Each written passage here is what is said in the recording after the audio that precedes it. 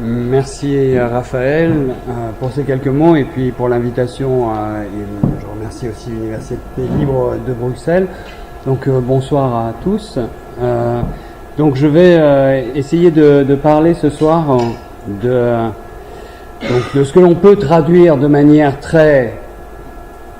encore très instable.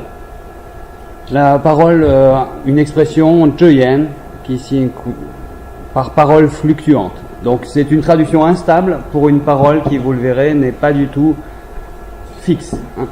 Et c'est une expression que l'on trouve dans le Zhuangzi. Donc je ne sais pas si la plupart d'entre vous connaissent cet ouvrage, le Zhuangzi.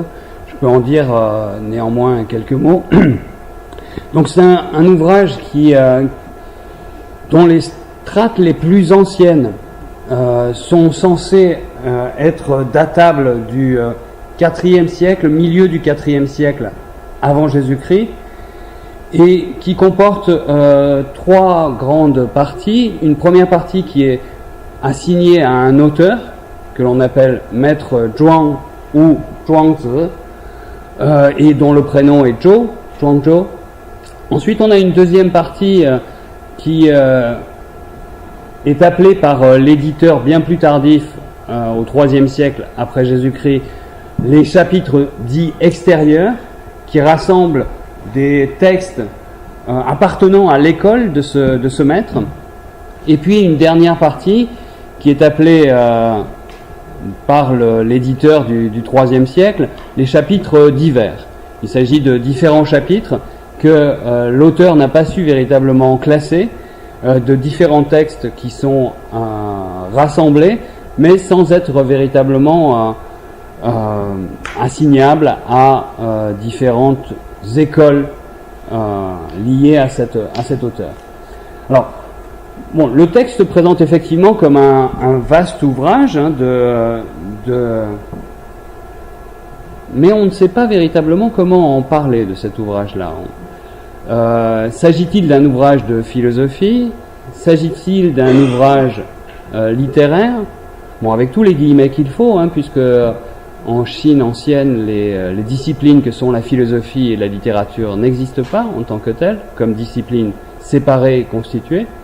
Donc on a des textes qui sont sans doute parmi les textes les plus fascinants de la culture chinoise pré-impériale.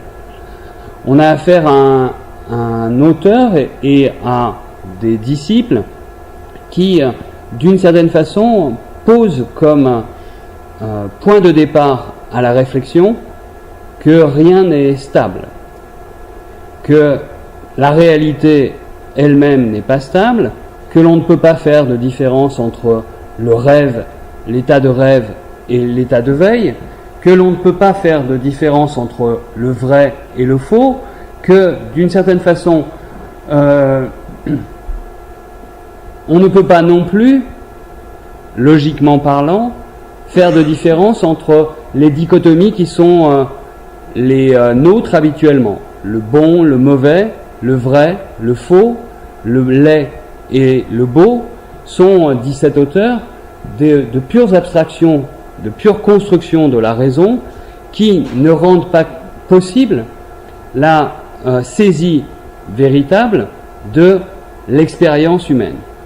Donc cet ouvrage est assez iconoclaste dans son projet, puisqu'il va même jusqu'à dire que la plus simple des dichotomies, la plus simple des disjonctions, celle qui nous vient presque naturellement à l'esprit, celle du ceci et du cela. Cette distinction-là est déjà, dit-il, une façon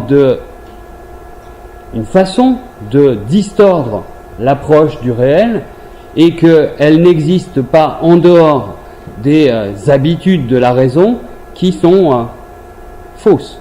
Toutes les habitudes de la raison en elles-mêmes sont fausses.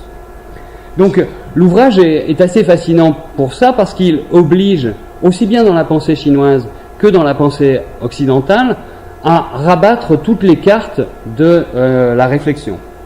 Et à ce titre, il a fasciné à plus d'un titre les commentateurs et les auteurs chinois, comme il fascine encore aujourd'hui et très largement les commentateurs occidentaux et même les philosophes maintenant occidentaux. Donc on a affaire à un ouvrage qui est une véritable mine, dans la mesure où il remet en cause la plupart des aspects à la fois de la pensée et de la raison qui nous paraissent stables. Et il le fait de manière particulièrement intéressante en travaillant très fortement la question du langage. Donc c'est autour de cette question du langage et de la manière dont on peut énoncer un certain nombre de choses dans ce texte à travers une langue particulière que je vais essayer de présenter cet ouvrage et aussi, d'une certaine façon, me poser un certain nombre de problèmes concernant sa lecture. L'auteur, le texte qui est le Zhuangzi est vraiment un texte assez extraordinaire. Il commence par une sorte de scène allégorique dans laquelle un immense oiseau aux ailes gigantesques tout d'un coup se transforme en un poisson des abîmes aussi gigantesque. Et l'idée que l'on peut déduire de cette première entrée dans le livre, c'est de cet incipit, l'idée qu'on peut déduire, c'est que tout se transforme en tout. Qu'il n'y a pas fondamentalement de différence réelle entre l'infini du ciel et la profondeur des abîmes, qu'il n'y a pas non plus véritablement de différence entre l'oiseau et le poisson gigantesque, entre l'oiseau gigantesque et le poisson gigantesque, que donc d'une certaine manière tout peut se transformer en tout. Et ça, c'est véritablement la grande idée exprimée dans ce livre, si jamais il y a une idée, c'est que tout peut, à n'importe quel moment, se transformer en autre chose. Il y a toute une série de textes dans la partie la plus ancienne qui insistent sur l'idée d'une métamorphose généralisée. L'idée d'une métamorphose généralisée. Et donc, d'une certaine manière, on peut considérer que cet ouvrage pose comme thème fondamental la notion de transformation. Alors, c'est une des grandes idées si on veut d'une manière générale comparer la philosophie chinoise à d'autres formes de pensée ou de philosophie, eh bien, on peut dire, sans trop exagérer, qu'il s'agit d'une pensée de la transformation et du devenir, plutôt que d'une pensée de l'être. Donc elle est totalement, si vous voulez, centrée autour de l'idée de transformation, et qui dit transformation dit multiples modalités possibles de la pensée. Donc on peut penser de la même façon qu'il y a de multiples façons de dire l'être dans la philosophie occidentale en particulier, eh bien il y a autant de façons de dire la transformation dans la philosophie chinoise. Donc c'est véritablement en fait on peut dire, je pense que la pensée chinoise a travaillé effectivement de multiples variations pour essayer d'élucider au plus près ce que peut être la transformation naturelle, la transformation de soi et la transformation sociale, politique et sociale. Donc tout organisé autour de certaines grandes théories de la transformation. Celle que propose Zhuangzi est une théorie très forte et séduisante d'une certaine façon. C'est l'idée d'une métamorphose généralisée. L'idée d'une métamorphose généralisée. Alors, qui dit métamorphose suppose effectivement que des formes se transforment en d'autres formes, mais il faut bien entendre ce que signifie le terme forme en chinois.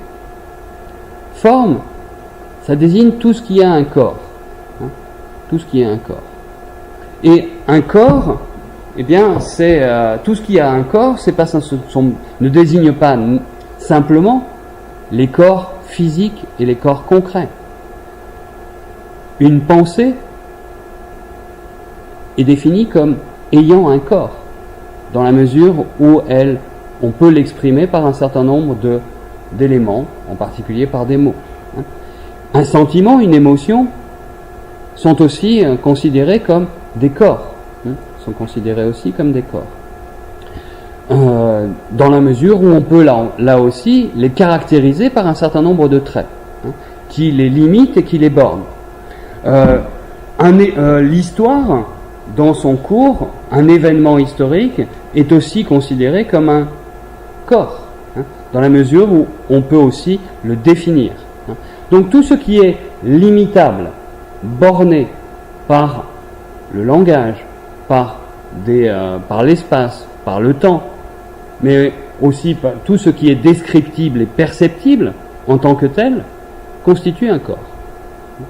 Donc il ne s'agit pas en fait de corps uniquement concret tel que serait la table, mais bien le registre beaucoup plus large de la pensée, de l'émotion, de l'événement historique, de la sensation.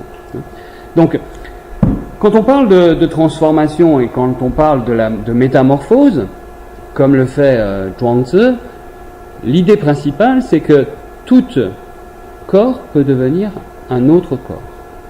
Tout corps peut devenir un autre corps.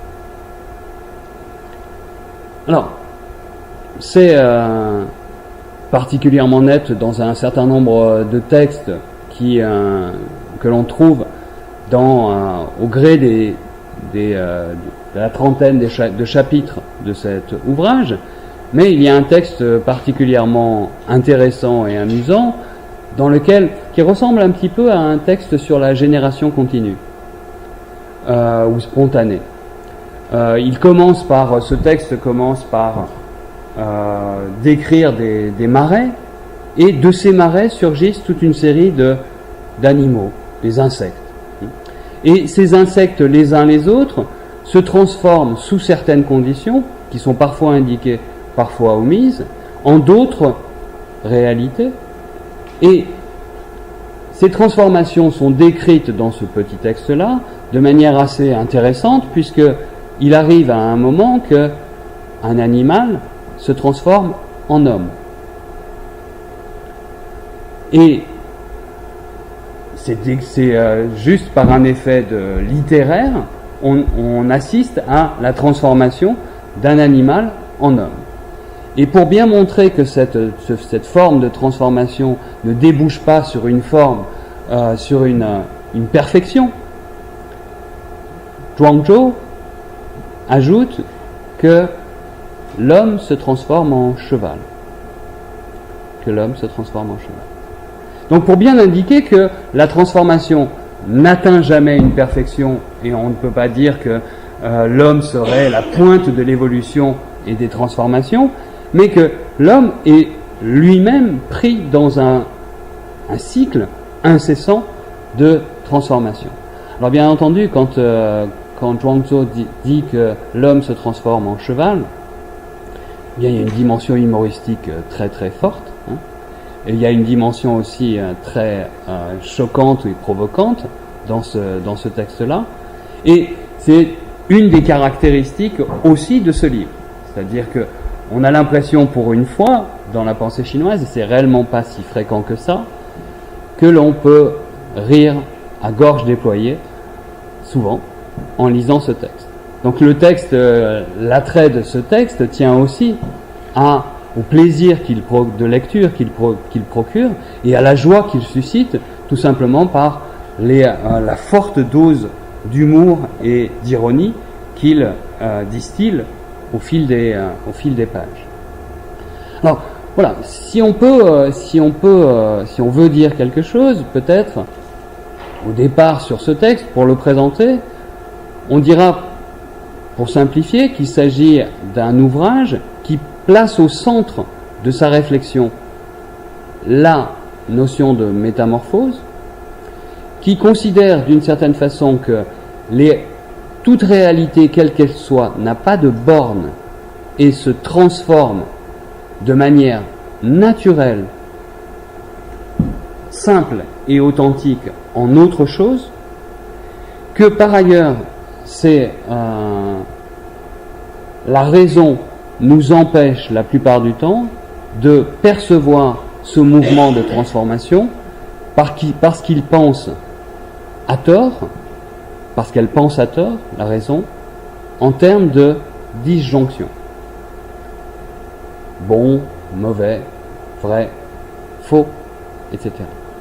Et à partir du moment où l'on pense en termes de disjonction, eh bien, on n'est plus à même de comprendre le mouvement même de la réalité, ce mouvement incessant de la réalité qui induit une métamorphose continue. Si je dis, juste pour préciser ce point, avant de commencer à réellement introduire mon sujet, si je dis qu'il y a un ceci et un cela, j'isole dans l'espace des réalités. En isolant dans l'espace des réalités, je mets à l'égard de ces choses une distance. Or, le propre du Zhuangzi, c'est de dire que cette position, ici, là-bas, ici, est déjà en fait une profonde déviance de l'ordre naturel des choses. Si je regarde quelque chose qui est là-bas, cette chose n'est pas là-bas, cette chose est en connexion avec moi. Elle n'est pas posée comme extérieure à moi. Si je la regarde et je dis « regardez là-bas », cette chose forcément que je pointe du doigt est en relation avec moi. Donc elle n'est pas à distance de moi, elle est en relation avec moi. Et si je dis « regardez ici », eh bien, on pourra faire exactement le même type de raisonnement. Il ne s'agit pas de poser en fait une extériorité de la chose, mais il s'agit en fait de décrire au fond une relation avec la chose. Une relation avec la chose.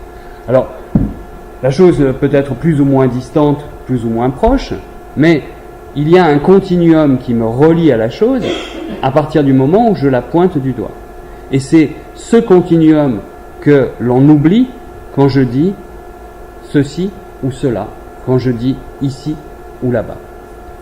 Donc la critique, comme vous le voyez, est assez radicale au fond, puisqu'elle empêche ou du moins elle semble, et ça va être le cas dans tout le texte, elle semble induire que le langage en lui-même nous rend impossible la saisie de l'expérience véritable. L'expérience véritable qui est l'expérience d'une connexion ou d'une communication directe avec les choses. Alors, on peut expliquer cette communication directe avec les choses par toute une série de notions qui sont développées dans le Zhuangzi, en particulier la notion de souffle.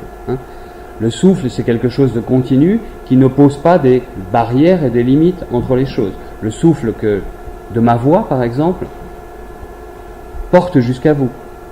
Donc il y a bien un continuum qui fait que ce souffle s'étend jusqu'à vous.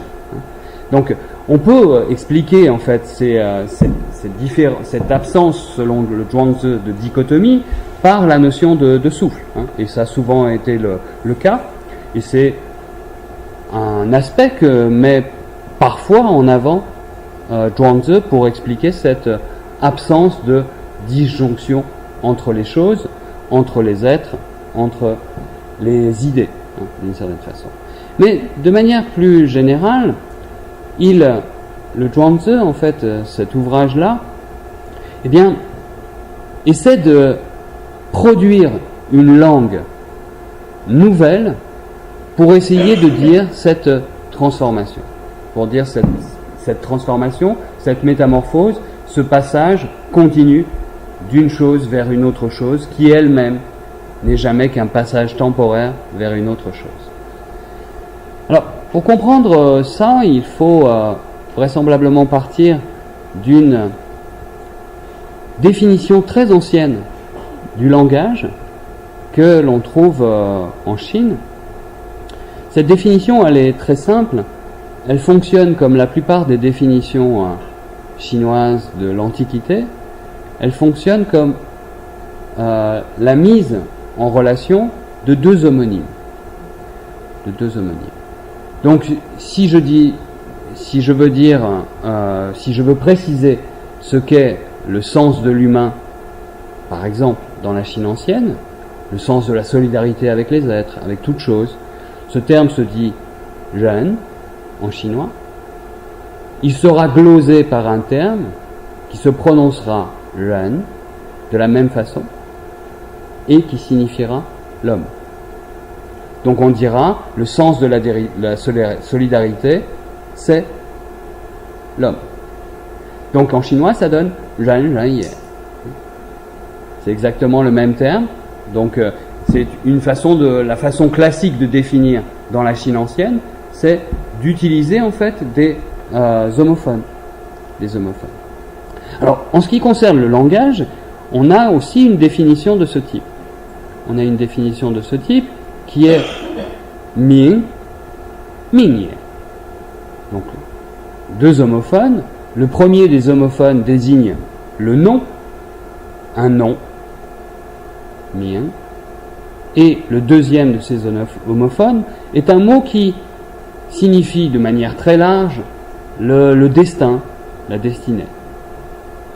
Donc, littéralement, le texte, cette définition dit Ming, Mingye, le nom, c'est un destin, ou c'est le destin. Alors qu'est-ce qu'il faut comprendre de cette manière-là? Le destin, c'est ce qui me détermine. Donc, on pourrait traduire de manière assez, je pense, juste et précise par toute dénomination est une détermination. Toute dénomination est une détermination.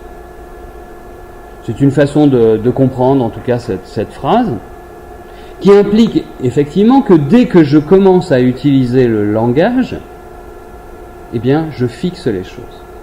Dès que je commence à utiliser au sens large le langage, je fixe les choses.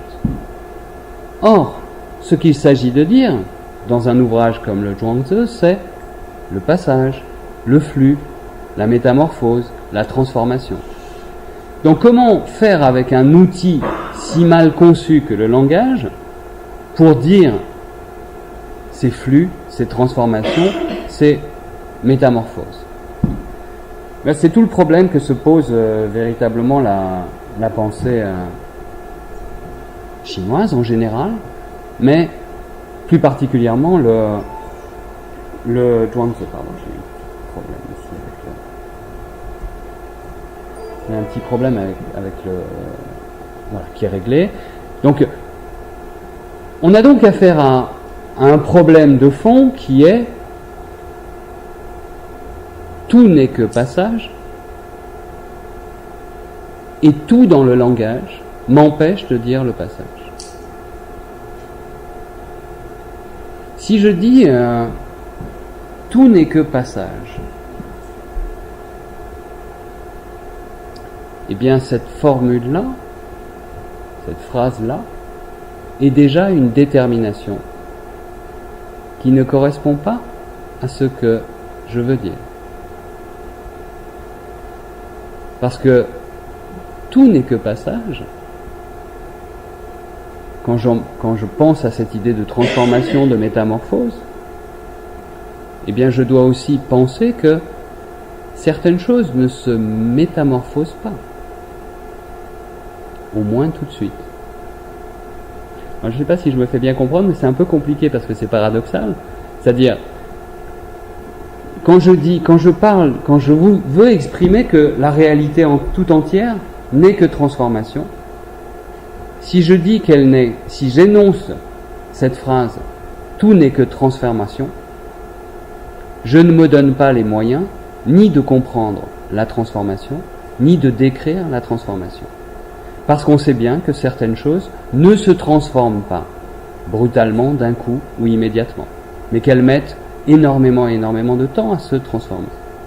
Donc, ne serait-ce que cette phrase-là, tout est transformation, est faux par rapport à la visée que je veux exprimer, à savoir qu'effectivement tout se transforme.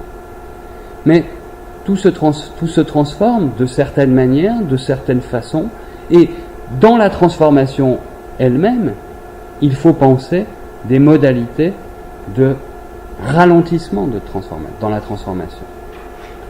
Ce qui fait que parfois les choses ne se transforment pas. Donc, quand je veux dire, en fait, quand le Zhuangzi dit que toute la réalité se transforme, il pense en réalité que tout se transforme et tout ne se transforme pas en même temps. Et ça, le langage ne peut pas le dire. Alors, il y a toute une série de stratégies qui sont développées dans le Zhuangzi pour déjouer ces pièges du langage, qui sont les pièges de la détermination. Donc, je veux bien me donner pour thème la transformation, mais comment faire pour la dire sans que la transformation se réifie dans cette idée de transformation se réifie dans la conscience comme un dogme, comme une réalité qui ne bouge plus. Alors si je dis que tout est transformation, ça ne bouge plus, eh bien c'est déjà un paradoxe, puisque tout est transformation. Donc même ça doit bouger. Et même ça, dans la réalité, ça bouge. Puisque dans la réalité, en fait, on assiste à des métamorphoses, mais on assiste aussi à des choses qui ne se métamorphosent pas. Donc, on est là dans les problèmes philosophiques classiques du paradoxe, en fait. Et toute la difficulté que rencontre un auteur comme Zhuangzi, c'est essayer d'inventer une langue qui soit susceptible de laisser du jeu dans le langage. Donc, au lieu de bloquer les choses, de fixer les choses, il s'agit bien en fait de trouver des marges de manœuvre, du jeu dans les choses, dans le langage, pour essayer de dire cette chose qui est le flux, le flux. Flux qui est incessant, flux qui est continu, flux qui est en partie, dira le Zhuangzi, invisible, pour une large part. Et comment le dire donc ? Alors toute la question que se pose le Zhuangzi, et c'est aussi en partie pour cela que l'ouvrage est fascinant, parce qu'il est très très cohérent de ce point de vue. Le Zhuangzi, de manière générale, ne dit jamais ceci est ceci. Mais il dit le plus souvent, au moins dans un des chapitres les plus théoriques, qui est le deuxième chapitre de l'ouvrage, que l'on traduit assez souvent par la mise à égalité des choses et des discours, ou le discours sur la mise à égalité des choses. Dans ce texte-là, il développe et fourbit les armes de sa critique contre le langage et contre la raison qui utilise le langage, mais il prend garde précisément de n'énoncer aucune thèse. Quand il énonce quelque chose, c'est toujours de manière double et toujours sous forme d'interrogation. Donc il peut dire quelque chose comme, par exemple, est-ce que le langage est semblable au pépiment des oiseaux ? Est-ce que le langage n'est pas semblable au pépiment des oiseaux ? Donc plutôt que de dire le langage c'est comme le babil ou le pépiment des oiseaux, il dira en fait les choses de manière interrogative, en posant une question et en posant la question négative immédiatement après. Donc il se demandera si la transformation est universelle, et il se la demandera si de cette manière, est-ce que la transformation est universelle? Est-ce que la transformation n'est pas universelle? Et vous n'aurez pas de réponse. Vous n'aurez pas de réponse. Donc il suspendra le langage, il suspendra la réponse à ce moment-là, sans que l'on tombe d'une certaine façon dans une forme de pyrrhonisme ou de scepticisme. Simplement, c'est une manière, parmi d'autres, qu'il a de suspendre les risques intrinsèques au maniement du langage lui-même. Donc c'est une stratégie parmi d'autres. C'est une stratégie parmi d'autres. Et le texte est assez fascinant pour ça. Une autre stratégie que l'on peut évoquer, c'est la stratégie de l'humour, par exemple. La stratégie de l'humour. Donc si le texte produit à un moment un sourire, un rire, ou franchement un éclat de rire, c'est une manière aussi pour l'auteur, ou les auteurs de ce texte, de déjouer en fait le sérieux de l'énoncé philosophique, théorique, thétique, d'une certaine façon. Donc, l'exemple que j'ai donné tout à l'heure du cheval, de l'homme, qui semble apparaître comme l'acmé de l'évolution dans cette chaîne de transformation infinie, et qui tout d'un coup est lui-même pris dans une transformation qui le fait devenir cheval, c'est une façon de déjouer par l'humour cette position thétique. Et c'est une façon de montrer que la transformation ne va nulle part. Il n'y a pas d'évolution, il n'y a que des transformations. On pourra déduire ça, mais on le déduit en fait de l'humour que dégage le texte, et pas véritablement du texte lui-même. Le texte ne dira jamais ça. Mais on ne peut le déduire que dans la lecture très très précise que l'on fera du texte, et dans laquelle il faudra prendre en considération la dimension humoristique, la dimension drôlatique, qui est une part inhérente de la pensée de cet auteur. Alors là aussi, ça rend les choses beaucoup plus compliquées, parce que faire avec un auteur qui vous dit tout ça c'est pas très sérieux? Donc comment en fait lire ce texte? Comment lire ce texte? C'est ça la grande difficulté de ce texte, puisque de toute façon, si on lit ce texte et que on arrive à la fin, idéalement, à une position qui pourrait s'énoncer ainsi: j'ai compris, c'est que l'on n'a rien compris. Donc c'est très très complexe au fond. C'est à la fois passionnant, mais c'est aussi d'une certaine façon, il y a quelque chose qui est assez médusant dans la lecture de ce texte, et très troublant en fait, très très troublant. Alors, la question que je veux poser aujourd'hui, c'est que précisément sur le Zhuangzi, me semble-t-il, on sait trop de choses. Les Chinois savent trop de choses. Les commentateurs occidentaux savent trop de choses. Et ils définissent tous des aspects majeurs de la pensée de Zhuangzi. Comme si le Zhuangzi disait quelque chose. Alors que ce que je vais essayer de dire, et j'ai conscience, je sais en énonçant ce que je vais dire, à quel point c'est décevant. Mais ce texte ne dit rien. Ce texte ne dit rien, et comment faire avec un texte qui ne dit rien et qui pour autant nous fait entrer dans des jeux de métamorphose qui ne sont pas simplement les jeux de métamorphose décrits dans le texte, mais aussi ceux de notre propre conscience.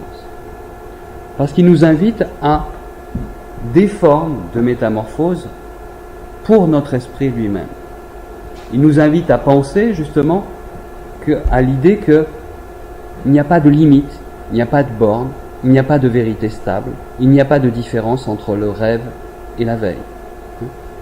Je pense que beaucoup d'entre vous connaissent cette anecdote très célèbre qu'on trouve à la fin du chapitre 2 du Zhuangzi sur Zhuangzhou qui se met en scène comme personnage dans son livre, qui rêve qu'il est un papillon. Et le texte est un texte très court, il doit faire une vingtaine de caractères chinois, peut-être un tout petit peu plus, donc c'est très très bref. Donc Zhuangzhou rêve qu'il est un papillon. La suite du texte décrit le papillon qui volette doucement, qui se pose et qui ensuite volette à nouveau. Et puis Zhuangzhou se réveille. Et au réveil, il se demande si c'est lui qui a rêvé qu'il était un papillon ou si c'est le papillon qui a rêvé qu'il était lui-même. Un texte célèbre du rêve du papillon de Zhuangzi. Et effectivement, le texte essaie de décrire à sa manière, par cette anecdote, un état dont on peut faire tous l'expérience, qui est l'état qui suit immédiatement la sortie du rêve. Donc on n'est pas encore totalement dans la veille, on n'est déjà plus dans le rêve, mais il y a très très souvent quand on rêve et quand on sort d'un rêve, un moment où on ne sait plus exactement si on rêvait ou si on est déjà dans la réalité. Moi, c'est ce que décrit le texte. Zhuangzi, dans ce moment-là, ne sait plus s'il est un papillon ou si c'est le papillon qu'il a rêvé. Autrement dit, Zhuangzi est le papillon dans ce moment-là, de la même façon que le papillon est Zhuangzhou. Et ce texte est prodigieux parce qu'il est d'une concision extrême, et il se conclut en disant, eh bien ça s'appelle la transformation des choses. Ça s'appelle la transformation des choses. Ou Huan. Et qu'est-ce que c'est au fond qu'est-ce qu'il faut comprendre en fait de cette transformation des choses? Eh bien, il faut comprendre que cette transformation des choses n'est perceptible, n'est sensible, n'est compréhensible que dans les états profondément instables, dans lesquels deux réalités que nous disjoignons habituellement, le rêve et la veille, eh bien, tout d'un coup se fondent en une seule réalité, dans lesquelles les choses ne sont plus ce qu'elles sont, mais dans lesquelles toute chose est déjà autre chose. Alors, c'est bien ça, en fait, que le Zhuangzi essaie de décrire. Ces moments d'expérience, qui sont des moments d'expérience où la raison nécessairement vacille, parce que les repères disjonctifs qui sont les siens ne fonctionnent plus. Et le propre du Zhuangzi, c'est de considérer que lorsque ces repères disjonctifs n'existent plus, alors on est véritablement dans la réalité. Alors on expérimente véritablement la vie, alors on vit vraiment. Donc quand on ne fait plus ces dichotomies, ces disjonctions, ces séparations, quelles qu'elles soient, dès que vous avez des couples d'opposés, vous êtes perdu. Vous êtes perdu. Et il faut retrouver ces zones grises dans lesquelles les choses se mélangent en permanence. Alors c'est bien ça vraisemblablement que essaie de décrire le Zhuangzi. Et de ce point de vue-là, il y a effectivement une leçon immense de cet ouvrage pour les Chinois, pour la tradition chinoise bien sûr, pour les Occidentaux qui l'ont lu, et pour les philosophes, tout simplement. Parce qu'il s'agit de penser en fait des états qui sont indistincts. Des états qui sont indistincts. Et avec cette idée forte que c'est dans cette forme d'indistinction de la conscience que la réalité advient véritablement. Alors que la réalité advient véritablement, ça veut dire en fait que le monde m'advient comme il est. Mais aussi, ça signifie, c'est dans ces états d'indistinction que j'adviens moi-même. Que j'adviens moi-même. Donc je ne suis jamais autant ce que je suis que lorsque je suis dans ces états d'indistinction. Là, c'est vraiment moi. On peut dire ça. C'est vraiment moi. Sauf que la plupart du temps, c'est très vite recouvert par toute une série de disjonctions qui reviennent, qui reprennent le dessus. Donc, alors il y a de multiples façons de présenter le Zhuangzi, mais il me semble que si l'on part à la fois des pièges du langage, si l'on parle à la fois de toute la critique extrêmement violente qui est faite dans ces textes, de toutes les dichotomies, de toutes les disjonctions, eh bien on est bien obligé d'admettre, au moins temporairement, que la réalité c'est de l'indistinction. La réalité c'est de l'indistinct. Et que je ne peux avoir accès à cette réalité que si je trouve un mode de saisie qui lui-même me plonge dans l'indistinction. Comment dis-je, si le monde est indistinct, il faut moi-même que je sois trouble, flou, pour le saisir. Donc il faut que je me place dans des états de conscience qui soient troubles et flous. Pour saisir justement, en fait, cette chose qui est finalement à la fois très forte, mais très belle, à savoir que entre le rêve et la veille, il n'y a pas de différence fondamentale. Mais que l'un infuse dans l'autre constamment, que l'un se métamorphose dans l'autre constamment, et que tous les états d'indistinction entre les deux sont la voie d'accès à cette idée essentielle, selon laquelle la réalité est profondément instable, essentiellement instable. Et cette instabilité, c'est ce qui fait la vie. Alors, voilà, j'ai résumé le Zhuangzi, donc normalement j'ai tout faux. Normalement j'ai tout faux. Et effectivement, le Zhuangzi, ce n'est pas que ça. C'est aussi le contraire de ça. Donc c'est ça qui est difficile et ça me permet d'introduire un peu plus précisément maintenant mon sujet. Donc on a dans le Zhuangzi toute une série de textes qui sont très variés. On a des textes plutôt théoriques, assez ardus même, presque des textes de logique. On a dans le Zhuangzi des dialogues qui sont assez serrés, assez acerbes entre différents personnages. On a dans le Zhuangzi beaucoup de paraboles, de fables, d'anecdotes, beaucoup de récits pour dire un certain nombre de choses.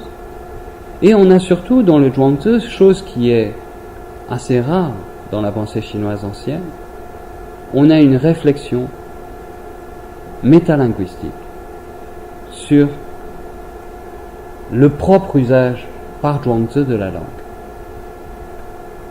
Et c'est intéressant parce que c'est une façon en fait pour le Zhuangzi de mettre au clair un certain nombre des procédés qui sont les siens pour essayer de dire ce que j'essaie d'exprimer par l'idée d'indistinct de la vie. Et on trouve dans le Zhuangzi au moins 2 passages assez importants et assez clairs sur la propre parole de ce livre. Et ces deux... je vous propose tout d'abord une première lecture d'un texte assez court. C'est dans le dernier chapitre. Dans le dernier chapitre, le chapitre 33, qui s'intitule Tiandi, le ciel et la terre, mais aussi Tianxia, qui s'intitule Sous le ciel, sous le ciel, et qui passe en revue. C'est un chapitre assez important pour ceux qui font de l'histoire de la philosophie chinoise. C'est un chapitre qui passe en revue tous les penseurs de l'Antiquité pré-impériale.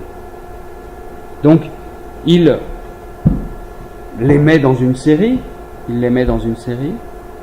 Il propose, à propos de chacun de ces penseurs, un résumé très court des notions clés ou des idées forces, en même temps qu'il essaie de préciser donc de quelle manière ces idées forces sont exprimées.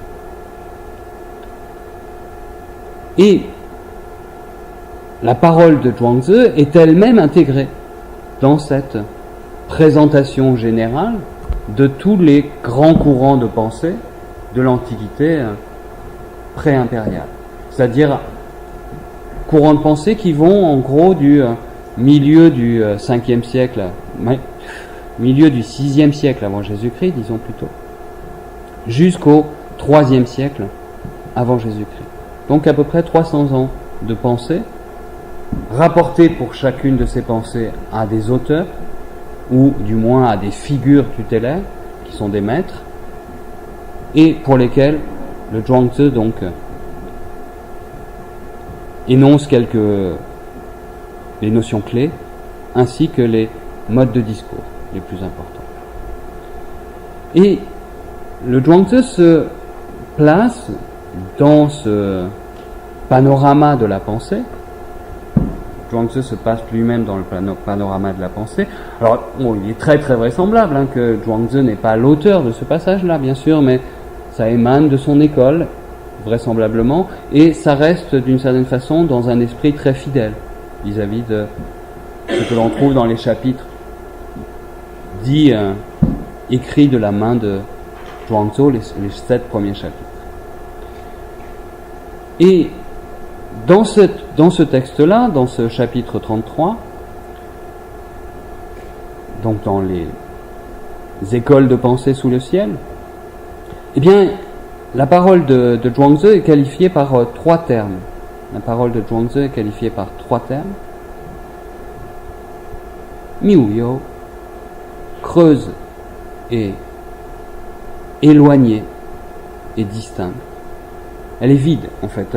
Si je me base sur une glose ici, qui est une glose tardive, qui est une glose du milieu du 7e siècle à peu près, qui est due à un auteur qui s'appelle Chen Xuanying, qui est un auteur qui a très largement commenté le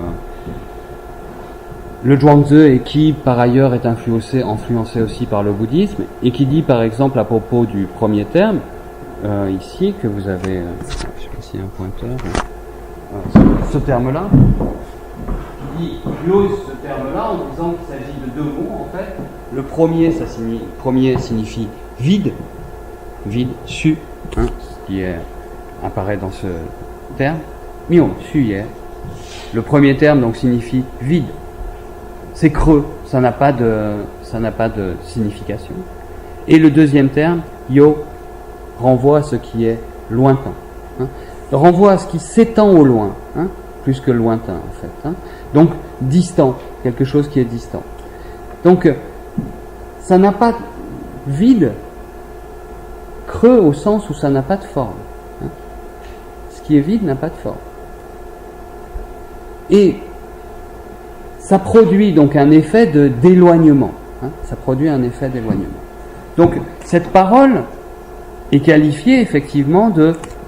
La traduction que je donne est une traduction approximative pour qualifier en fait des mots qui se défont d'une certaine façon dès qu'on les prononce. Vide, creux. et qui en même temps, paraissent tellement éloignés qu'on n'en saisit pas la portée. Donc on pourrait traduire ou on pourrait comprendre que cette parole est évanescente,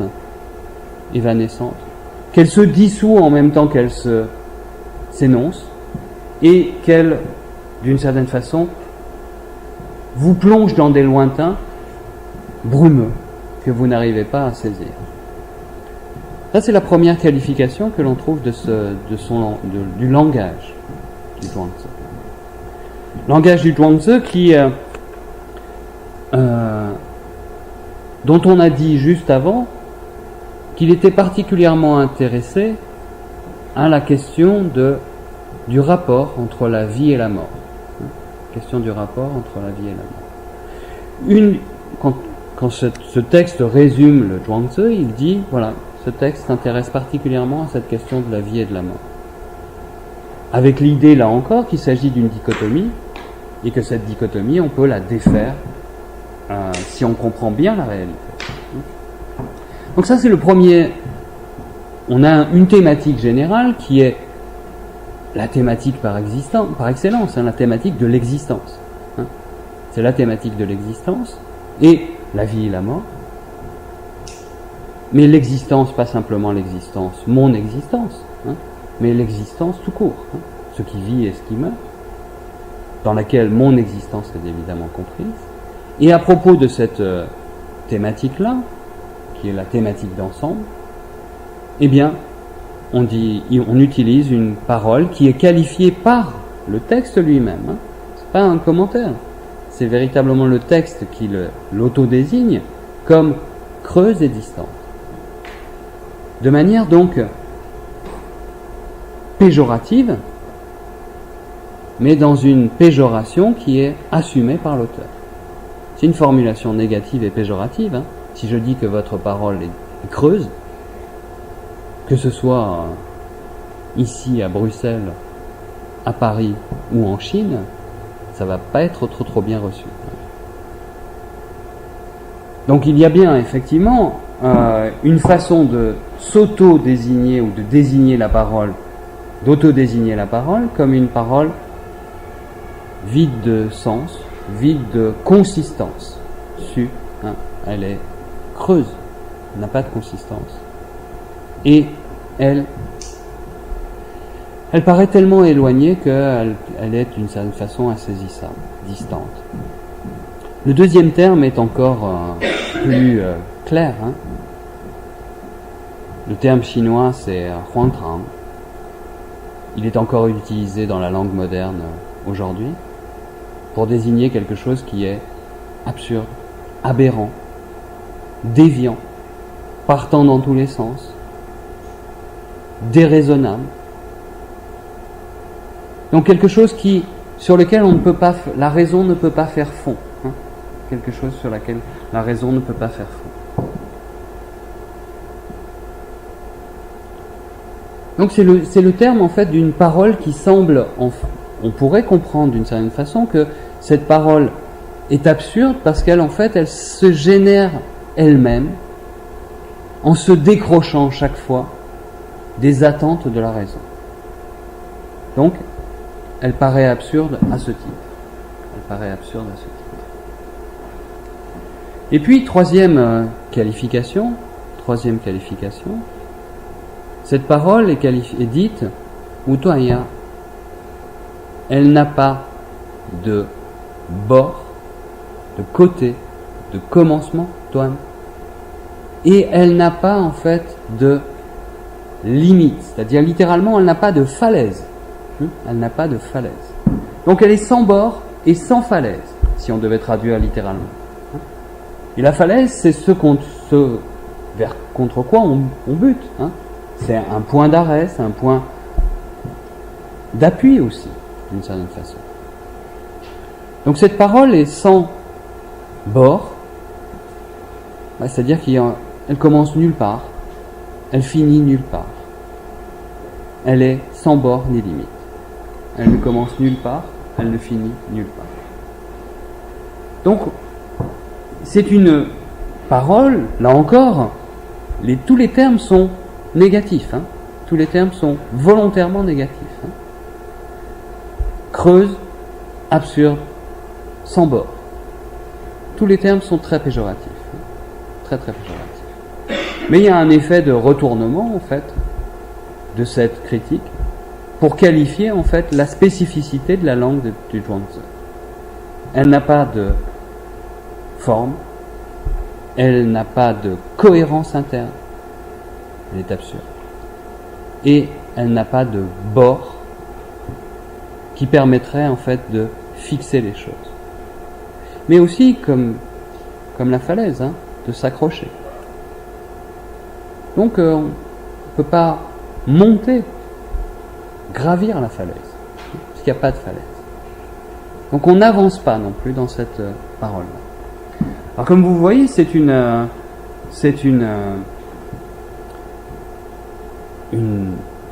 qualification de la parole de Zhuangzi qu'il faut, à mon avis, prendre au sérieux. Véritablement au sérieux. Pas considérer qu'il s'agit de quelque chose qui est dit en passant. Les mots sont trop forts, trop violents, pour que d'une certaine façon on puisse en faire fi et se rabattre sur... Alors oui, j'ai bien lu ce texte, mais bon, finalement le Zhuangzi il dit des choses. Si on lit le texte sérieusement, eh bien il faut revoir d'une certaine façon toute notre manière de comprendre le texte, de lire le texte et de déduire de ce texte un certain nombre d'idées, de notions. Donc, ne serait-ce qu'avec ce texte-là, en fait, si on le prend véritablement en sérieux, eh bien, on doit être obligé de dire que le Zhuangzi dit n'importe quoi. C'est ce qu'il dit. C'est ce que le texte dit. Et tout le travail critique et le travail d'interprétation, aussi bien pour les Chinois de l'Antiquité, les Chinois de la tradition chinoise, mais aussi les Chinois contemporains qui lisent ce texte, comme les commentateurs modernes, européens, américains, japonais, tous ces commentaires débouchent toujours sur du sens. Débouchent toujours sur du sens. Alors que le texte, dans son fond de langage, refuse presque obstinément cette dimension-là. Alors, je vous donne la traduction qui a été faite par Jean Lévy, qui est une bonne traduction en français de l'ouvrage, les œuvres de Maître Chuang. Si vous voulez, je peux le faire circuler.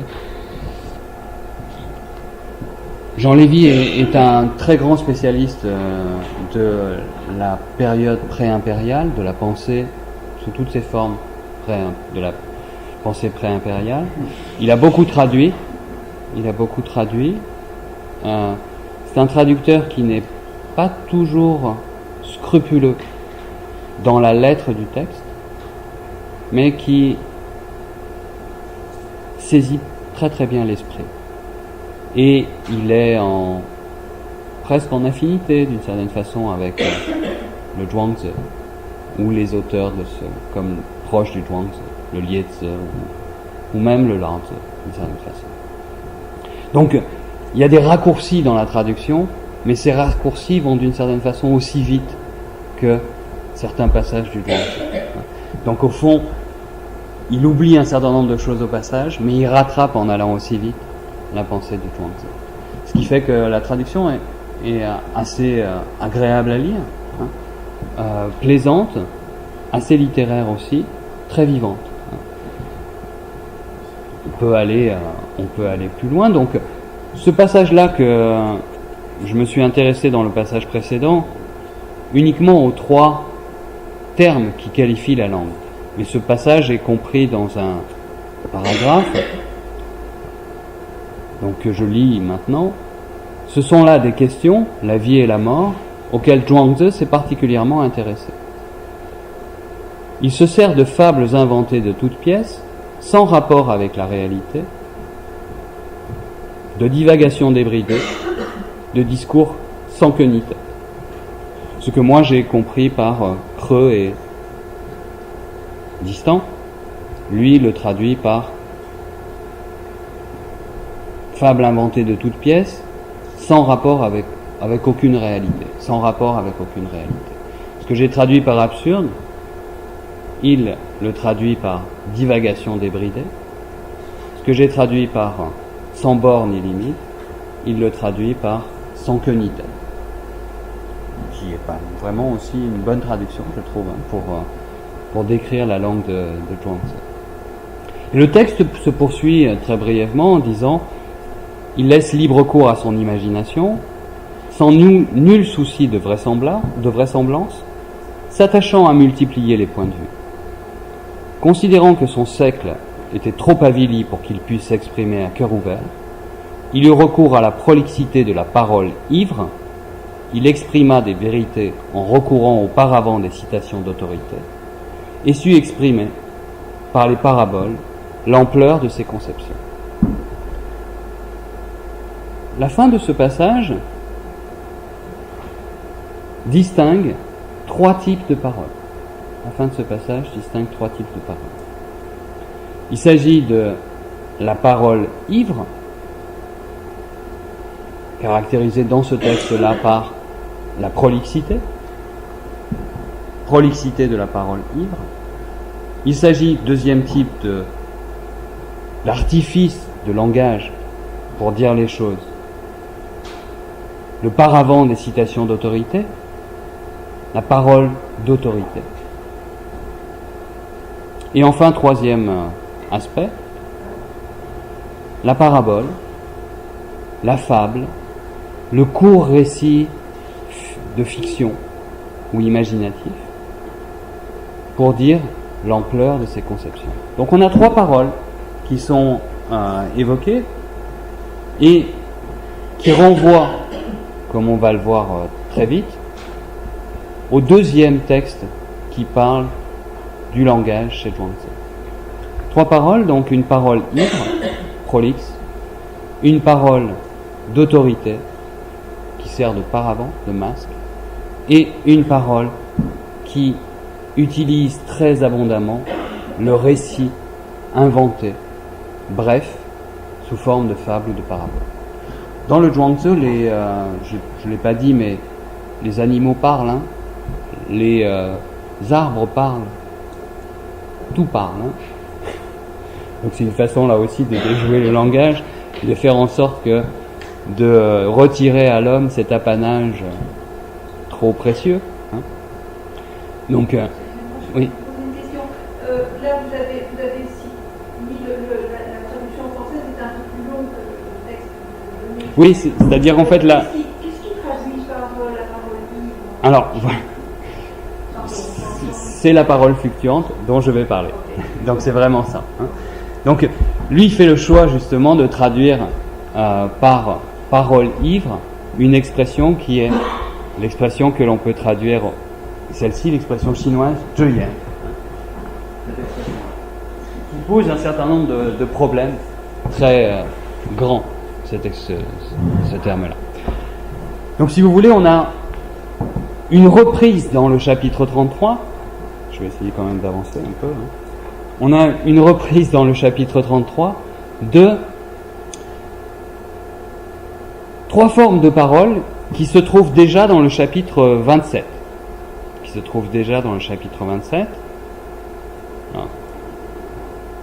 Alors, je vous ai donné le texte en entier, mais rassurez-vous, on va pas le lire totalement et puis on n'aura pas le temps de toute façon. Donc, mais dans le chapitre 27, qui est intitulé Huyen, littéralement parole logée. Alors comment faut-il comprendre ça? Parole logée, ce sont des mots qui sont mis en d'autres mots. Donc c'est une parole qui est logée en une autre parole. Donc on dit des choses par l'intermédiaire d'autres choses. Donc elle est logée, hein. Elle est placée dans autre chose. C'est d'une certaine façon une parole métaphorique, hein, une parole métaphorique. Donc c'est la thématique du transfert, hein. Pour dire quelque chose, je dis autre chose. Pour dire ce que je veux dire, je dis autre chose. Bon, thématique effectivement du transfert, de la métaphore, mais qui se développe dans le Zhuangzi sous forme de récits, hein, ou de courts récits, ou de courtes anecdotes, qui peuvent faire intervenir des personnages qui dialoguent, des personnages historiques qui dialoguent, des personnages inventés qui dialoguent, des personnages et des animaux qui dialoguent, des personnages et des plantes qui dialoguent, des plantes et des animaux qui dialoguent entre eux, des crânes qui parlent. Donc vous voyez l'ampleur de ce que peut couvrir le champ de la parole logée, hein. Même si on devait être plus précis, on devrait dire parole logée temporairement dans autre chose. Parce que le terme de hu que vous avez ici, ce terme de hu, ça signifie au départ passer la nuit. Passer la nuit. Donc c'est une parole qui passe la nuit quelque part dans autre chose. Alors c'est un peu difficile de traduire de cette manière-là, mais c'est quand même l'idée, hein. C'est-à-dire c'est une parole qui est temporaire, transitoire, et surtout qui se dit en autre chose, hein. Donc le sens se dit en autre chose. Mais est-ce bien du sens qu'il s'agit? C'est bien la parole elle-même qui se dit en autre chose. Déjà, la question du sens est problématique. Alors, dans ce texte-là, donc, sont exposées de manière beaucoup plus longue que dans le texte précédent les 3 paroles du chapitre 33. Une parole qui est qualifiée de... Je ne sais pas si j'ai un pointeur. Non. Une parole qui est qualifiée de parole logée en autre chose. Parabole, fable. On n'a pas de mot, hein, là encore, pour traduire ça. Donc on utilise à défaut le mot fable, le mot parabole, hein. Mais il faut bien comprendre qu'il s'agit d'une parole qui se dit en autre chose de manière temporaire. Donc on a une première forme de parole, cette parole de la fable. On a un second type de parole, la parole, là encore, il y a une difficulté pour traduire. Est-ce que c'est la parole zhong, de poids, la parole d'autorité, hein, la parole de poids, qui a du poids, qui fait autorité? Est-ce que c'est ça? Ou est-ce que c'est chongye? Ou est-ce que c'est la parole répétée, redoublée? La plupart, une bonne partie des commentateurs, mais pas tous, insiste plutôt sur l'idée de parole d'autorité. Mais ce n'est pas le cas de tous. C'est pas le cas de tous et on ne sait pas véritablement. Et au fond, c'est peut-être aussi volontaire chez Zhuangzi de choisir un mot qui est instable dans sa prononciation lui-même, hein. Et puis enfin, on a cette parole qui est traduite par comme le traducteur Jean Lévy, par parole ivre, que moi je propose de traduire par parole fluctuante, hein. Là encore, la traduction, on va le voir, elle pose un certain nombre de problèmes et elle renvoie à un certain nombre de questions. Donc on a 3 régimes de la parole, si vous voulez. On a 3 régimes de la parole. Une parole qui serait de l'ordre de la fable et de la parabole, une parole qui serait, pour aller vite, une parole d'autorité, et enfin une parole qui serait, d'une manière ou d'une autre, débordante, soit par son ivresse, soit parce qu'elle est fluctuante. Donc on a 3 régimes de la parole. 3 régimes de la parole. Alors, l'intérêt de ce texte, et si on ne lit que le début, pour l'instant, si on ne lit que la première phrase, donc si on s'arrête ici pour l'instant, et à la limite on pourrait rester déjà un séminaire tout entier d'un semestre sur cette première phrase, tellement elle comporte de difficultés. Le texte dit, si je traduis tout à fait littéralement, la parole logée en autre chose, 9/10. La parole d'autorité, ou répétée, 7/10. La parole ivre, ou la parole fluctuante, 日出,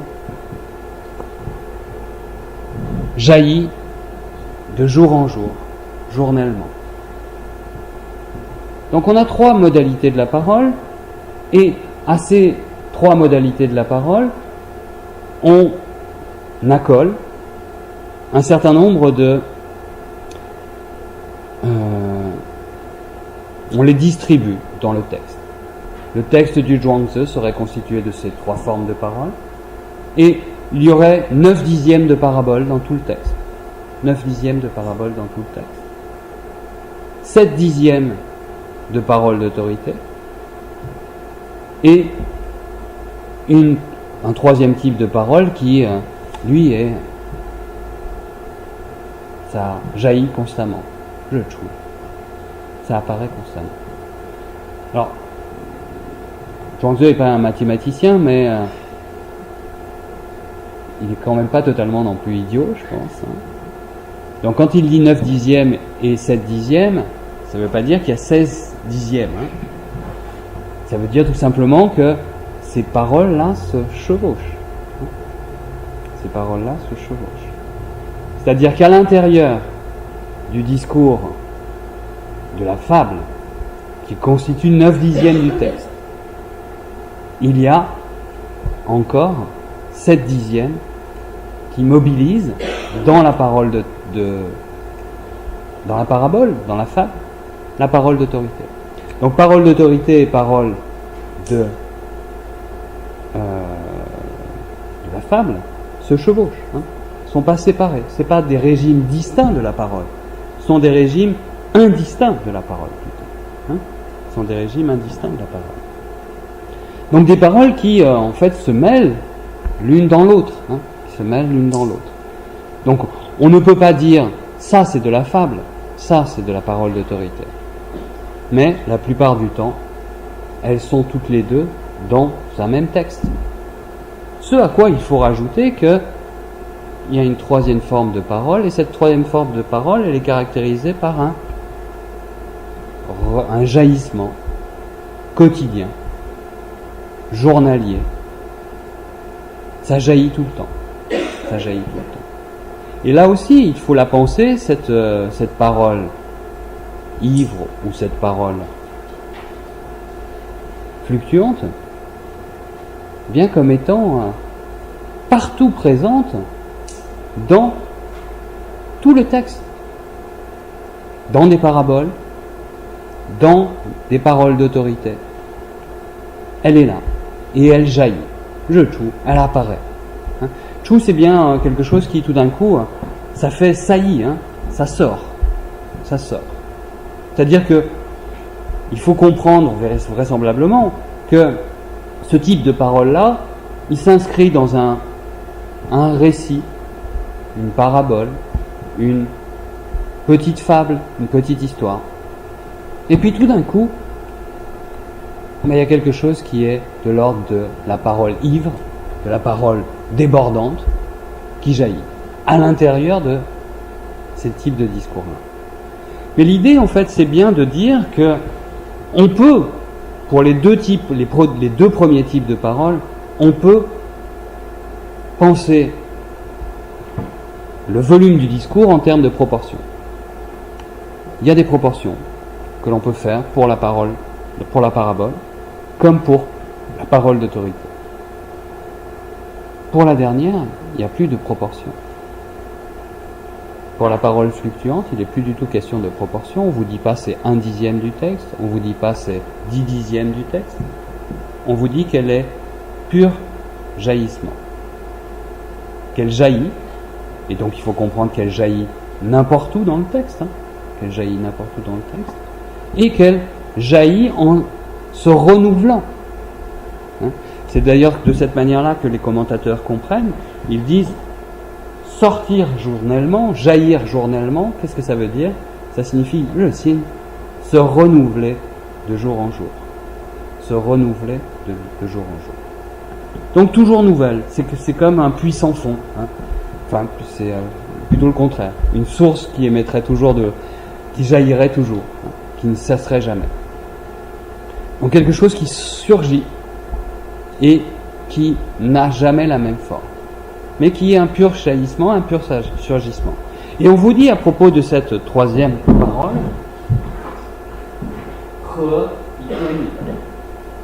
qu'elle s'accorde ou s'harmonise, alors avec ce que l'on peut traduire littéralement par l'horizon céleste. Elle s'accorde et s'harmonise avec l'horizon céleste. Et l'horizon céleste va être glosé dans la suite du texte comme le tour du potier céleste, le tour céleste. C'est-à-dire en fait le pivot. Le pivot. C'est Tianjun, l'expression on la trouve à la fin.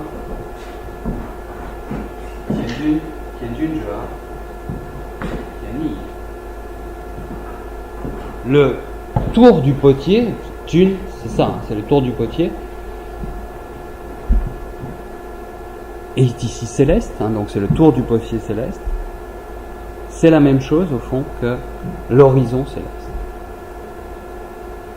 C'est à la fois intéressant et curieux quand même, parce que l'horizon a priori est très très loin, et le tour du potier c'est a priori quelque chose qui est tout près. C'est l'axe. C'est l'axe. Donc c'est une manière en fait de dire que cette parole-là, elle est en accord, en harmonie, en conformité avec le pivot du ciel. Avec le pivot du ciel. Le pivot du ciel, c'est le pivot de la nature. Le pivot de la nature, au sens large du terme. C'est-à-dire ce qui fait que la nature est la nature, c'est parce qu'elle dispose d'un pivot ou d'un ressort interne. Ce ressort interne, c'est le ressort de la transformation. Oui. Ce n'est pas l'axe du monde. Alors non, c'est pas l'axe physique. Non, c'est pas. Donc on n'est pas effectivement dans une pensée axiale à ce titre. C'est en fait le terme de Tianjun, tour céleste, tour du potier. Il faut imaginer donc ce autour de quoi les choses gravitent au fond. C'est la même chose que l'horizon du ciel, c'est-à-dire que le ciel n'a pas d'autre horizon que son pivot. Est-ce que ce n'est pas une manière de réintroduire du permanent? Oui, alors c'est une manière bien sûr de réintroduire du permanent dans la mesure où on peut dire que tout change sauf le changement. Ça, les Chinois l'ont déjà dit. Donc ça réintroduit du permanent en ce sens. Il y a une réalité éternelle qui est le fait que tout est en transformation. Ça, c'est quand les Chinois commentent le classique du changement, ils disent le changement, c'est. Alors, je le dis en chinois parce que c'est à la fois plus joli et puis plus intéressant. Yi ye, bu yi ye. Le changement, c'est. Le terme qui désigne le changement désigne aussi la simplicité, la facilité. Donc, le changement, c'est facile, et oui, c'est ce qui ne change pas. Donc, il y a bien cette idée-là, en fond, qu'il y a bien une réalité qui ne change pas, qui est éternelle, en un sens, qui est cette transformation-là. Mais le ciel en lui-même n'est pas défini par autre chose que par son ressort interne. Il n'est pas défini comme une entité, comme quelque chose qui est un ciel physique. C'est le tour du. Bien sûr, il y a l'idée d'une forme de fixité. Cette fixité, c'est le pivot. C'est le pivot. Mais c'est le pivot. Qu'est-ce qui rend possible la transformation incessante? Donc c'est le pivot de la transformation. C'est le pivot de la transformation. Donc en ce sens, C'est de cette manière-là qu'il est défini. Et l'intérêt de cette image finale ou cette définition finale, c'est de faire à la fois de ce qui est central la circonférence. Puisqu'on a l'horizon céleste, qui est le pourtour en fait, qui est la même chose que le pivot. Donc il y a aussi cette idée-là qui est intéressante. C'est une façon de déjouer en fait, là encore, les attentes de la raison, ou en tout cas nos attentes spatiales, puisqu'il n'y a plus de différence entre la circonférence et le centre, d'une certaine façon. Donc c'est le centre nulle part et la circonférence partout, ou l'inverse, donc c'est ça, l'idée. Donc on a bien trois types de paroles. On a bien trois types de paroles. Ces trois types de paroles, en fait, ils sont en constant chevauchement. En constant chevauchement. La parabole contient de la parole d'autorité, et dans la parabole, comme dans la parole d'autorité, il y a quelque chose qui jaillit en permanence, journellement, en se renouvelant chaque fois. C'est cette parole ivre ou fluctuante. Alors, précisons un petit peu les choses. Des paraboles, il y en a des milliers dans le Zhuangzi. On les trouve très très facilement quand on fait parler un arbre. Quand un charpentier passe devant un arbre avec un de ses disciples, et le disciple dit, mais pourquoi cet arbre immense, pourquoi on ne s'arrête pas devant lui? On pourrait le couper et puis en faire du bon bois. Et le charpentier dit non, ce bois ne sert à rien. Ce bois ne sert à rien, il est trop vieux, donc il passe son chemin. Et puis, le soir vient, le charpentier s'endort, et dans son rêve, l'arbre lui parle. Et il lui dit, oui, je sers à rien, mais connais-tu l'inutilité de l'inutile? Et il y a tout un discours ensuite qui est fait par l'arbre, cet arbre immense, sur la vertu de l'inutile, l'inutilité de l'inutile. Bon, ça c'est l'exemple type d'une parabole. On a des personnages, on a des mises en scène, on a des lieux qui sont décrits, on a du récit fictionnel, du récit fictionnel. On peut avoir des personnages totalement inventés, qui portent d'ailleurs des noms que l'on peut traduire la plupart du temps, et on peut avoir des personnages qui sont des personnages réels. Confucius est un personnage qui intervient dans toute une série d'histoires inventées.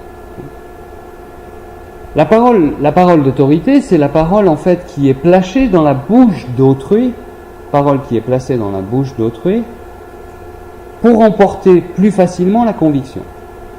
Pour emporter plus facilement la conviction. Alors, on pourrait lire ce texte, c'est développé dans le texte ensuite. D'une certaine façon, si je veux convaincre quelqu'un, eh bien, il est plus facile d'utiliser la parole d'un autre plutôt que la mienne pour le convaincre de ce que je pense. Donc je place mes mots dans la bouche de quelqu'un d'autre parce que je serai moins suspect d'une certaine façon. Alors, l'exemple qui est donné dans le texte est très très bien, très très intéressant. C'est l'exemple du père. Le père, s'il fait l'éloge de son fils pour le marier, ça passera toujours moins que s'il passe par l'intermédiaire d'une entremetteuse. Parce qu'on dira, c'est plus objectif, c'est l'entremetteuse, elle n'a pas de lien direct de parenté. Alors que le père est immédiatement soupçonné d'être de parti pris. Donc la parole d'autorité, c'est une parole qui utilise la parole, le masque d'autres personnes pour, en fait, emporter la conviction et persuader de manière plus directe. Comment? D'où le chong, oui. D'où, en même temps, le fait qu'elle soit redoublée, répétée. Alors, c'est assez intéressant, parce que Zhuangzi peut utiliser, pour ce type de parole, il peut mettre ce qu'il pense dans la bouche de Confucius. Ça ne le dérange pas du tout, alors que dans le texte suivant, il va se livrer à une critique assez directe des sottises de Confucius qui veut sauver le monde. Hein. Donc c'est là encore, c'est une parole qui choisit ses masques, pour en fait, d'une certaine façon, emporter plus facilement l'adhésion. Donc voilà ce qu'on peut dire assez simplement, au moins sur la parole de la parabole d'un côté, et puis sur la parole d'autorité, ou cette parole redoublée, parole qui choisit ses masques. Il y a un point néanmoins sur lequel je vais peut-être pas revenir, mais là je vous ai mis la traduction de Jean Lévy. Il y a un point qui est intéressant, c'est que ces paroles-là, que ce soit la parole d'autorité, la parabole, comme la parole ivre ou fluctuante, cette parole-là, en fait, on doit la replacer dans un contexte historique, politique et social dans lequel la prise de parole est une menace sur la vie. Donc il s'agit bien, en fait, de parler sans se mettre en danger. Donc cette réflexion sur la parole, elle est aussi liée à quelque chose qui est qu'il ne faut pas oublier, à savoir que la parole est dangereuse à l'époque où elle était des royaumes combattants, époque où est écrit Zhuangzi. Donc il faut d'une certaine façon trouver des modes d'énonciation qui ne risquent pas votre vie. Et la parabole, comme la parole d'autorité, sont des façons justement d'éviter les risques que pourraient vous faire prendre des positions trop tranchées, trop franches. Et de même, on pourra dire que la parole ivre, qui vous fait passer pour un fou, vous permet en fait d'échapper à toute une série de risques. On ne vous prend pas au sérieux, vous êtes fou, donc vous ne risquez rien. Donc il faut aussi replacer ces paroles-là dans ce cadre historique-là, qui est un cadre où la vie de manière générale, les royaumes combattants, c'est la période qui va de 450 en gros à 220 avant Jésus-Christ. Cette période-là, c'est une période dans laquelle il y a uniquement une soixantaine d'années de paix. La guerre est générale, elle mobilise toutes les ressources économiques, sociales. La conscription naît à ce moment-là. L'essor technique est entièrement tourné vers le développement militaire, les armes, nouvelles armes, arbalètes, etc. Les champs de bataille laissent sur des centaines de milliers de morts. Il y a même une bataille où on frise le million de morts. 1 million de morts. Donc, la guerre est un univers, enfin c'est le quotidien. Donc la vie de toute façon est menacée. Et c'est pour ça d'ailleurs que la réflexion chinoise se fait sur la notion de vie. C'est parce qu'elle commence à réfléchir sur la vie, parce que toute la vie est menacée. La vie individuelle est menacée, la vie des familles est menacée, mais la vie elle-même est menacée. Et la parole, justement, constitue une menace dans ce cadre-là. Si je dis quelque chose à un prince, il faut faire très très attention à la manière dont je vais dire les choses. Pour que la parole me laisse indemne, il faut aussi des stratégies de langage qui m'immunisent. Il faut un langage qui m'immunise. Et ce langage qui m'immunise, c'est la parole fictive, imaginative de la parabole. C'est la parole de poids, parce que c'est pas moi qui parle, c'est Confucius. Confucius qui l'a dit. Moi, le pauvre Confucius, on lui a fait tellement dire des choses, encore aujourd'hui. C'est-à-dire, comme Confucius disait, généralement vous êtes sûr qu'il ne l'a jamais dit. Donc, c'est une façon en fait d'utiliser un masque pour se prémunir. Et ça, c'est un point qui est très très clairement mis en avant dans ces textes-là. Il faut trouver une parole qui soit effectivement, qui m'immunise contre les dangers propres de la parole. Et puis la parole fluctuante, d'une certaine façon, comme on va le voir, c'est une parole qui n'a ni queue ni tête. Donc elle dit ça et puis elle dit autre chose, ou son contraire. Ou c'est la parole ivre. Donc il y a parole qui déborde. Hein. Comme dans l'ivresse, hein. Vous commencez à parler et puis tout d'un coup ça part tout seul. Hein. Bon, ben ça, cette parole-là, c'est la parole qu'on qualifiera du fou ou de l'ivrogne. Mais l'ivrogne ou le fou ne sont pas responsables. Hein. En Chine, ça a toujours été le cas. Les fous et les ivrognes, depuis la plus haute antiquité, ne sont pas responsables. Donc, ils sont indemnes dans l'usage de la parole. Donc, il y a une dimension de la parole qu'il faut prendre en compte hein, véritablement dans ces textes, qui est cette dimension-là. Hein. Mais, il faut quand même que je dise quelques mots de la parole fluctuante. Alors bon, vous lirez le texte. Hein. Je crois qu'il n'y a pas d'autre moyen. C'est pas là, c'est plus loin.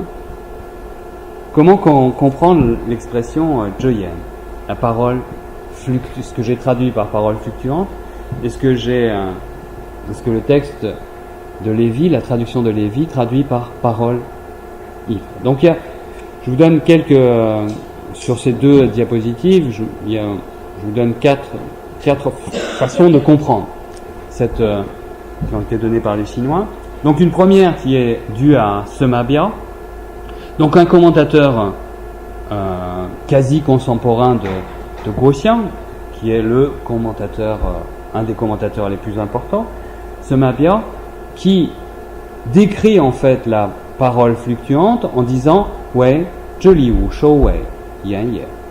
Donc c'est une parole qui désigne, la parole fluctuante désigne une parole qui est démembrée. Donc elle part dans tous les sens, hein, elle est démembrée. Et qui n'a ni queue ni tête. Qui n'a ni queue ni tête. Au sens où elle n'a ni commencement ni fin, hein, qui n'a ni commencement ni fin, et puis qu'elle est éparse. Hein. C'est une parole qui est éparse, au sens où elle est démembrée, jolie. Donc ça décrit en fait cette parole-là, le côté disséminant de cette parole, hein, côté disséminant de cette parole, et puis côté aussi très important qui est mis en avant ici, le fait que cette parole-là est sans logique. Elle n'a pas de début, elle n'a pas de fin. Elle n'a pas de tête, elle n'a pas de queue. Donc elle ne va nulle part. Donc elle est proprement alogique. Elle est caractérisée par cet aspect-là, aspect de dissémination, une parole éparse et une parole sans tenant ni aboutissant, sans queue ni tête, sans commencement ni fin. Et ça renvoie à l'idée qu'elle surgit d'un coup. Hein. Ça renvoie à l'idée qu'elle surgit. Tout d'un coup, elle apparaît. On ne sait pas d'où elle vient, on ne sait pas où elle va. Elle sort.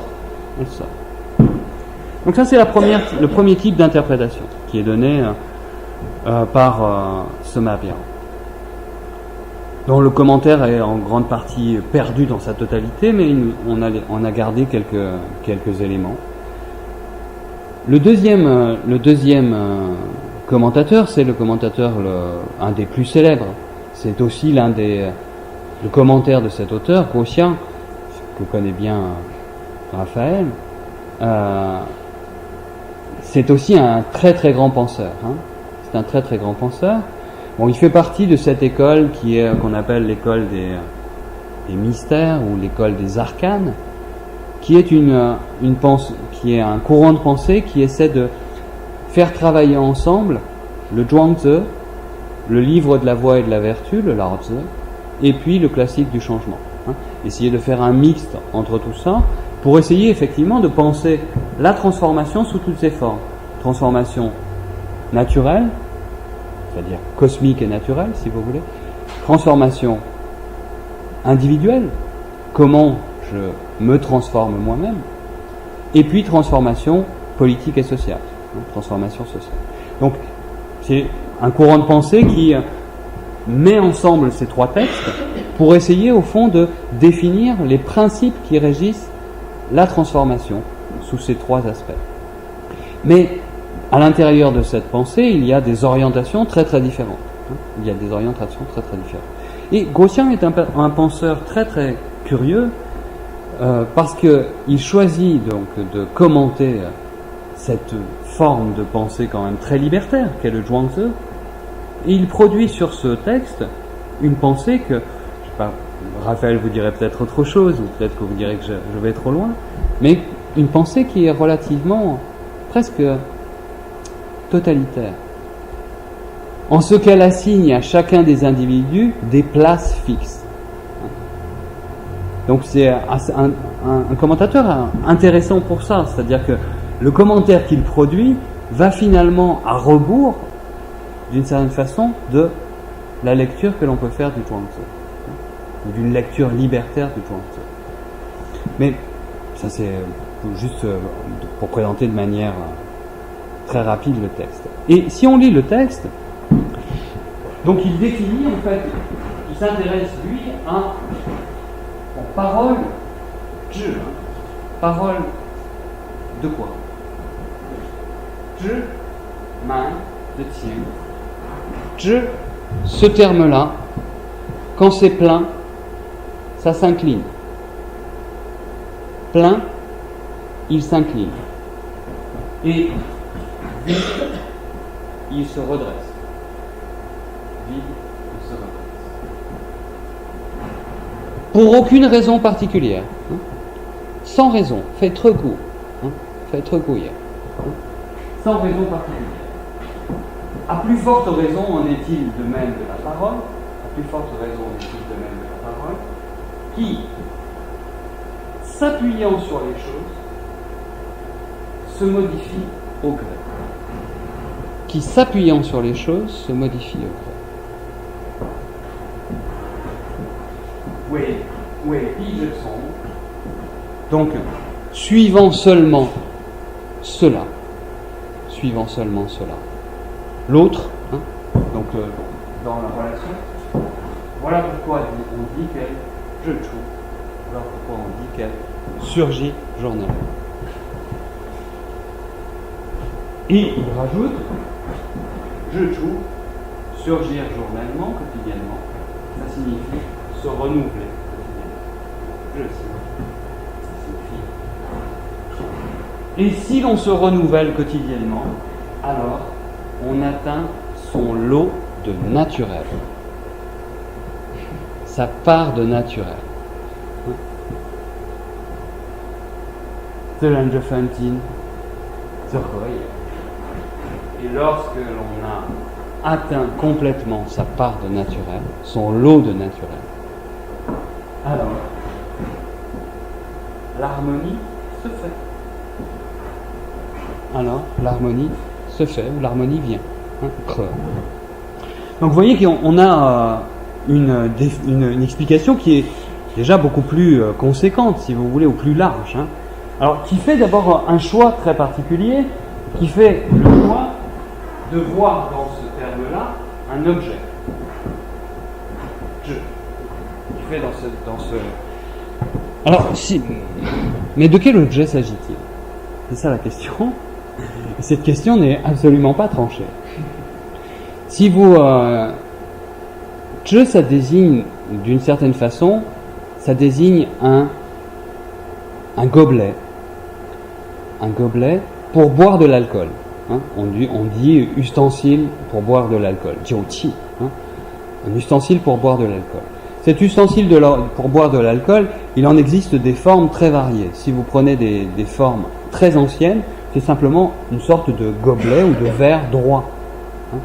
Si vous prenez des formes sous les Shang, vous allez avoir une forme comme ça, avec un renflement au milieu. Une sorte de ciboire, avec un renflement au milieu. Et on voit mal, d'une certaine façon, comment comprendre la phrase suivante. Lorsqu'il est plein, il s'incline. lorsqu'il est vide, il se redresse. Alors là, moi je pense que ça désigne, si on comprend véritablement comme ça désigne un bec verseur. Comme pour le pastis. Quand vous versez des doses de pastis dans le sud, vous allez au bar tabac du coin, vous avez un doseur.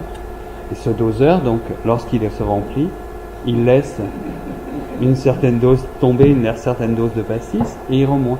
On trouve ça aussi, si vous voulez, dans les jardins japonais.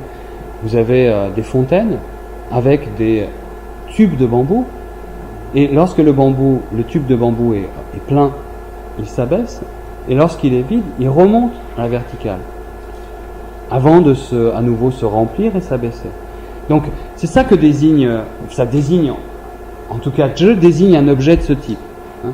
Désigne un objet de ce type, donc on peut penser comme un tube fluctuant ou quelque chose comme ça, un tube fluctuant, et qui fluctue en fait en s'abaissant et se relevant, en se vidant et se remplissant. Donc la parole, elle se remplit et elle se vide, et en fonction de ces états, eh bien, elle s'élève ou s'abaisse. Et il faut comprendre donc une parole de ce type qui est en constante adaptation à la situation. Plein ou vide. Quand elle est pleine, elle se vide. Quand elle est vide, elle se remplit. Et le texte le dit bien, c'est une parole qui s'appuie sur les choses extérieures pour bien se modifier en les suivant au gré des choses. Donc c'est une parole qui se transforme au gré des choses. Donc c'est une parole qui est toujours en relation avec les choses. Une parole qui est toujours en relation avec les choses, c'est-à-dire que cette parole, au fond, c'est une parole qu'on peut qualifier de réactive, et non pas une parole qui serait créatrice au sens où elle aurait l'initiative de l'énonciation. Elle se définit comme une parole qui répond et s'adapte toujours à quelque chose. Donc il y a toujours, d'une certaine façon, dans cette parole, quand elle est présente, un interlocuteur masqué, plus ou moins présent. Mais c'est une parole qui répond, et qui répond chaque fois à un interlocuteur, une chose en particulier. Ou une chose en particulier. Une situation, un interlocuteur, en fait, une chose. Une chose. Mais cette situation étant toujours singulière, la réponse est toujours singulière. Donc c'est une parole qui déjoue, elle aussi, toute tentative de vérité, puisqu'elle répond toujours en situation, et jamais sur le fond. Elle ne répond pas en énonçant des vérités, elle répond en s'adaptant à la situation. Donc c'est de cette manière-là aussi une parole qui, de ce point de vue-là, est assez intéressante, parce que, en fait, elle est seconde par rapport à la situation. Elle n'est pas première. L'énonciation dans cette parole-là est seconde. Elle n'est pas une énonciation première. Et c'est aussi quelque chose qui est très qu'on trouve dans la pensée chinoise, de manière ancienne. Confucius, c'est pareil. La parole de Confucius, c'est pareil. Confucius ne dit jamais quelque chose, il dit toujours quelque chose à quelqu'un. C'est différent. C'est-à-dire, il ne dit jamais rien. Il répond toujours à quelqu'un. Donc, il peut dire à un individu une chose et à un autre individu exactement le contraire. Et quand les disciples, quand même, se disent vous y allez un peu loin, quand vous allez un peu fort, il dit non. À celui-ci, je dis ça parce qu'il a tendance à être trop arrogant. À l'autre, je dis ça parce qu'il a tendance à s'abaisser. Donc ma parole évolue en fonction de la personne. La parole évolue en fonction de la personne. Ce type de parole fluctuante, c'est un peu une parole de ce type. une parole qui ne se stabilise jamais dans un sens et qui ne doit jamais se stabiliser dans un sens définitif, mais qui doit toujours prendre en considération la situation dans laquelle elle est émise et la personne les personnes auxquelles elle s'adresse. Donc, d'où l'idée de parole fluctuante, qui monte et descend comme ce tube ici. Alors, troisième, il va falloir que je m'arrête, donc je vais m'arrêter. Troisième, et je m'arrêterai peut-être sur ces deux textes. Alors, la troisième façon de comprendre, c'est une parole, donc c'est Chuan Xuanying qu'on a vu déjà, qui est à la capitale des Tang, qui est appelée à la capitale des Tang par l'empereur en 631, et qui dit lui clairement que la parole, le zhi en question, c'est un ustensile pour boire. Donc c'est un verre à alcool. C'est un verre à alcool. Et il reprend après pour une large part le commentaire de Guoxiang que l'on vient de voir. Il reprend pour une large part pour le commentaire de Guoxiang et insiste sur l'idée en fait qu'elle soit vide ou pleine, elle laisse aller les choses d'elle-même. Elle laisse aller elle laisse aller les choses d'elle-même. Et elle se modèle ou elle suit les personnes qui parlent. Donc là encore, c'est une parole qui est toujours, d'une certaine façon, en situation, et toujours une parole ad hominem. Donc jamais une parole que l'on puisse hypostasier comme une vérité, en fait. Puisqu'elle s'adresse toujours à quelqu'un, et qu'elle est toujours dans une situation particulière. C'est, dit-il, une parole qui est aussi sans intention. Aussi sans intention. Sans cœur, sans esprit, littéralement. Donc elle n'a pas d'intention particulière. Elle n'est pas émise pour dire quelque chose, elle est émise pour répondre à quelque chose. Donc c'est une réponse. Elle ne va nulle part. Elle ne dit rien de particulier, au sens où elle n'a pas d'intention précise. Il ne s'agirait pas de déboucher sur un sens. Il ne s'agirait pas de déboucher sur un sens. Aussi. Et c'est pour ça que l'on dit qu'elle ne parle pas. C'est pour ça que l'on dit qu'elle ne parle pas. Et qu'il s'agit d'une parole qui n'est attachée à aucun des aspects d'inclinaison ou de... On dit qu'elle n'est pas attachée au fait de se relever ou au fait de s'abaisser. Ici. Donc elle ne tient à aucun des aspects. Elle ne tient à aucun des aspects, elle évolue. Donc elle privilégie pas un aspect plutôt qu'un autre. Elle est constamment en évolution. Et il reprend à la fin, dans son commentaire, l'idée qui était exprimée par ce Madhya, à savoir que ce terme de je peut être compris comme je, et donc comme je démembré. Donc parole démembrée. Parole démembrée, ce serait une autre traduction possible. Ce serait une autre traduction possible. Enfin, dernière interprétation possible de cette formule, c'est une expression. L'expression Zheyan est une expression comprise plus tardivement par un auteur des Ming, un commentateur des Ming, Luo Miandao. Zheyan, Zhu, Zhejiu Xianghuan Zheyan. Donc qu'est-ce que ça désigne en fait cette parole fluctuante ? Ce sont des paroles où l'on se réjouit les uns les autres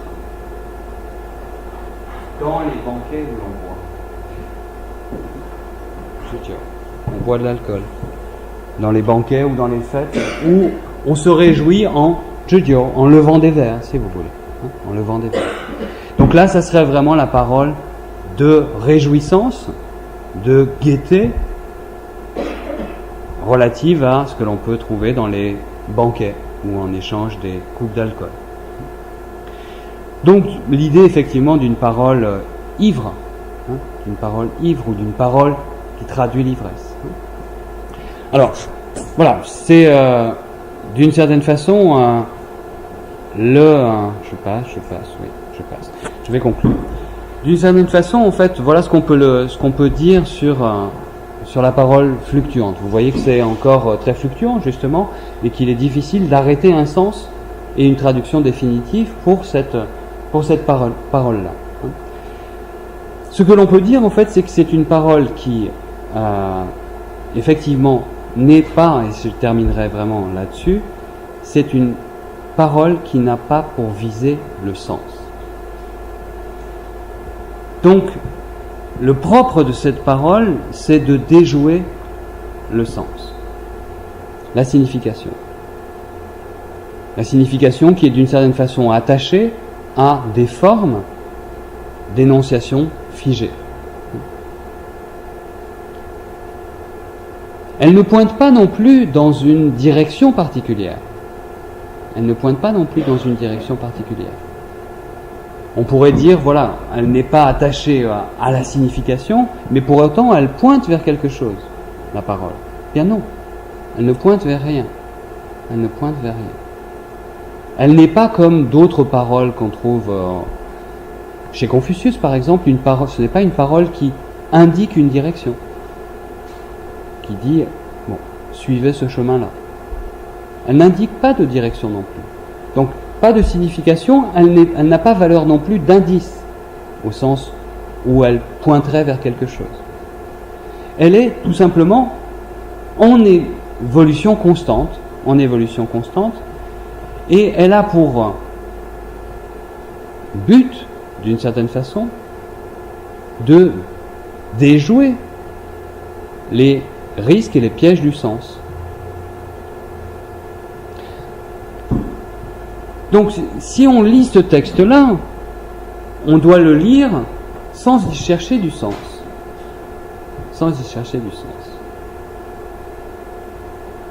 Et donc, à quoi doit-on être attentif si on ne cherche pas du sens dans cet ouvrage-là? Qu'est-ce qu'on peut y trouver? Oui. Alors oui, je pense qu'il faut être attentif à ça, à la beauté, à l'humour, au jeu.